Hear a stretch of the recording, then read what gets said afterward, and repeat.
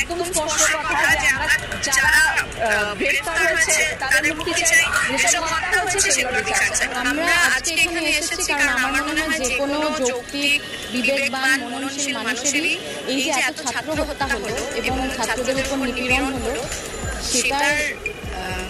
সেটা মেনে নেওয়াটা খুব কঠিন।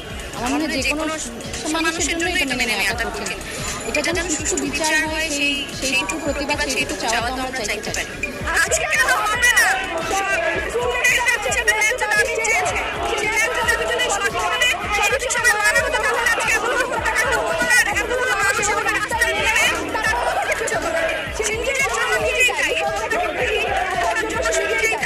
আমার কানে এখনো বাজে যে তার পানি লাগবে, কত পানি আসছে, তার পানি লাগবে। তো এটা যতদিন মাথায় থাকবে ততদিন পর্যন্ত আমরা শান্তিতে ঘুমাতে পারবো।